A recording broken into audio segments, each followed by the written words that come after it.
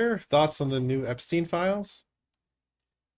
Well, they're getting some scalps. I saw Lord, what's his name? From the UK. He resigned in disgrace because there's a picture of him in the underwear with some, obviously younger woman in a robe, and people were speculating that it was Prince Harry's wife back when before they had ever met and got together, just because of her physiology. They had two pictures side by side. It could be bullshit, but her face was blacked Yeah. out. But so they got that guy, and then there was a big law firm that I saw this morning. Guy was a big partner, very famous Democrat, and so he just resigned from his position. I guess position on the board or whatever. He's no longer with the firm. So I've seen half a dozen people resign. There was the Atia. There was a guy who was like was it National Geographic or something like that? He was like a host, and so there were emails that he had emailed and to Epstein, and so he got basically fired from the network for that. There's like multiple jobs actually he got fired for.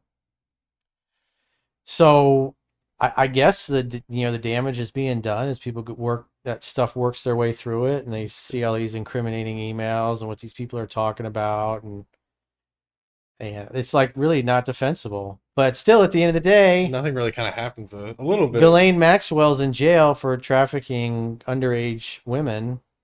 Probably boys too. I don't know. to nobody. To nobody, and it's like so we see the emails and the people that are involved, but no prosecutions. Just people, quitting and resigning in disgrace. Yeah, and then a lot of the things come out, but you also it's hard to tell what's real and what's not because it's so easy to fake a lot of Oh, there's a stuff. lot of fake stuff too. You'll see things, oh, look so and so. Like there was one about I think the Bill Clinton and the Hillary, Hillary sent complaining that he knocked her up. She was obviously too old to get pregnant, but that was kind of BS. And then there was the I don't know if that was true or not or debunked. The thing about Bill Gates Oh yeah. and the emails asking Epstein like, "Hey, how can I?"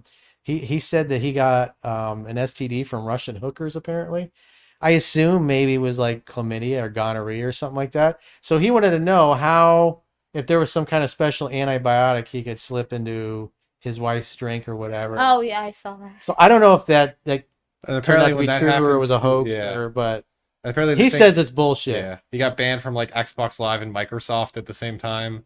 I don't know if that was a bunch of memes or true, but like apparently he was playing like It Call of Duty back it in the really day. is so hard to really tell what's true now because so many things are generated by Or AI it's even so easy to fake. and it happens so quickly and something goes viral before Twitter's community notes goes, hey, this is AI generated. So meanwhile millions of people see it and it's like, oh, hey, that was fake news. Yeah. Which the Washington Post just laid off like a huge percentage of its staff because they're losing money. People are tuning out. Too much fake news and comedy propaganda. People don't want to. They don't want to pay for that. They don't tune in. They don't give them any credibility.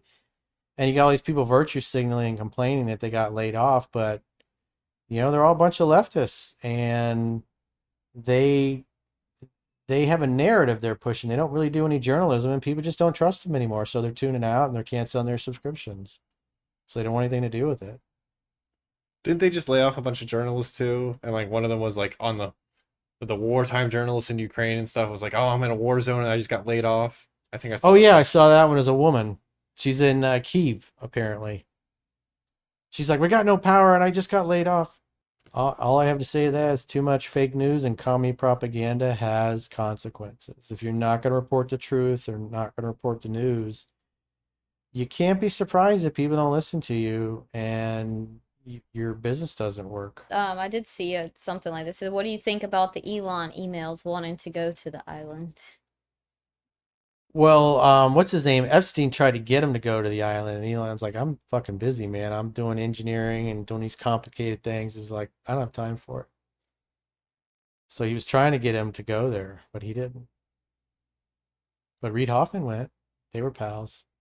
And apparently, what I've read, Reid Hoffman has been funding one of the people funding all these protests because they're not organic. They're paying these people literally to go out and protest and with their printed signs and everything.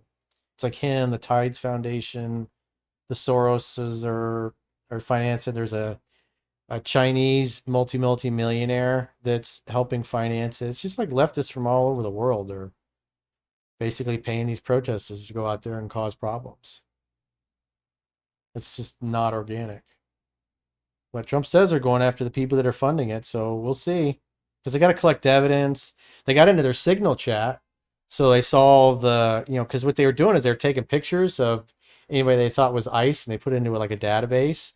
It was like a low-level insurgency. So there's some of these accounts I follow, these Green Berets that used to do that in Iraq and the Middle East, tracking down these terrorist networks, and it's like they're using that same kind of mentality and techniques to now go after all of these protesters. So there was a guy I was just showing Chunky before we went live. There was a guy, I was last week or the week before.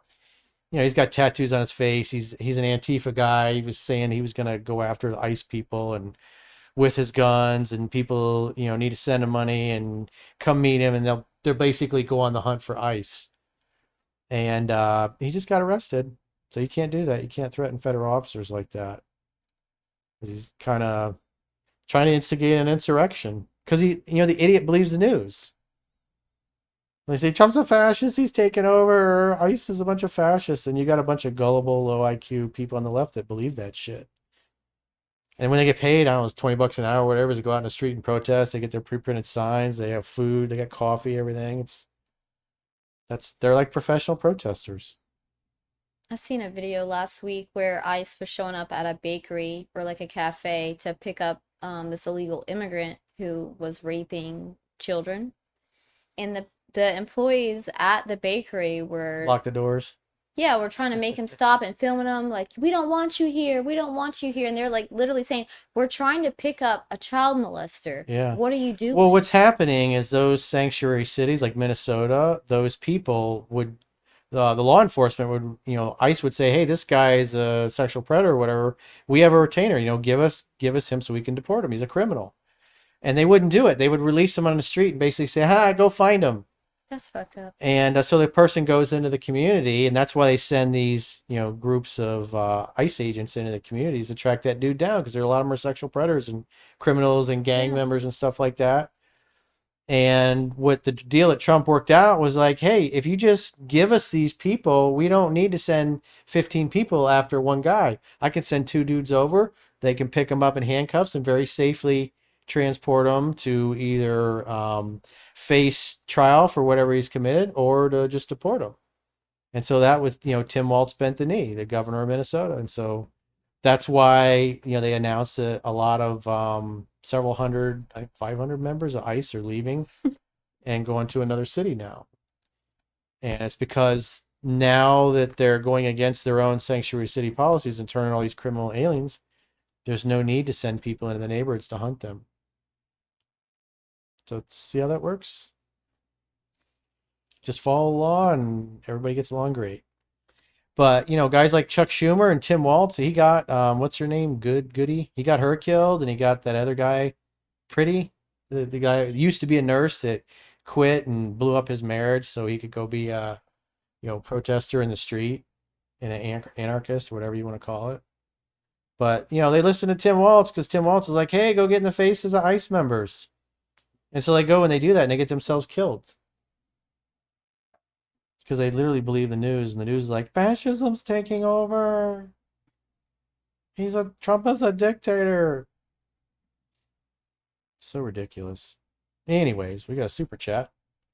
Joe Penny, we haven't seen him in a few weeks. There's one before it, Oh, though. pardon me. We'll get to you a second, Joe Penny. We got oh wow, there's a couple more. Sink it, Joshi. Is Sigma male a real thing or just a buzzword? Sounds like another buzzword. You're either alpha or you're beta. What is an alpha? An alpha is brave and courageous, and a beta is cowardly and weak and shrinks from his responsibility. And instead of going after the things they want, they make excuses and they go the other way. Everybody knows what an alpha and a beta is. You're either alpha or you're beta. You either make your dreams a reality or you make excuses. You're either a doer or a talker. It's just another made-up nomenclature. People with another mental circle jerk. It seems like it's an attempt to say I'm superior to an alpha. It's like, give me a break. And it's a bunch of fucking teenagers and dudes in their early 20s with no life experience.